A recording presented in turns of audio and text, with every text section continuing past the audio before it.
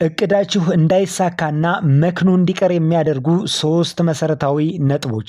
3ኛ እቅድን ለሰው መናገር። እቅዳችሁን ለሰው በተደጋጋሚ የምትናገሩ ከሆነ በሰዎች ላይ ከፍተኛ የቅናት መንፈስን ከመቀስቀስ በተጨማሪ የገዛ አእምሯችሁ ጉዳዩን እንዳሳካው በመቁጠር ከፍተኛ የዶፓሚን መጠንን በማመንጨትና ያንን ተግባር ለመተግበር የሚያነሳሳችሁን ተነሳሽነት መጠናችሁን በመብላት ደካማ እንድትሆኑና ልፍስፍስ እንድትሆኑ ያደርጋቸዋል። 2ኛ እቅድን በሞቲቬሽን በሞቲቬሽን መጀመር የራሱ የሆነ የተወሰኑ ጥቅሞች ቢኖሩትም ነገር ግን በሞቲቬሽን የሚጀመሩ ስራዎች ዳር የመድረስ አቅማቸው የመነመነ ነው። ምክንያቱም ደግሞ ሞቲቬሽን በውስጣችን በሚቀጣጠልበት ሰዓት ብዙ ስራዎችን ባንዴ ለማከናወንና ትልቅ ውጤትን በአጭር ጊዜ የማግኘት ጥማት ስለሚቀጣጠል ይህም ከእውነታው ዓለም ጋር የተጣረሰ በመሆኑ ተስፋ እንድንቆርጥና ያንን ነገር ከማድረግ ይልቅ ለማቋረጥ እንድንወስን ያደርገናል። 1ኛ ቻሌንጅን መሸሽ።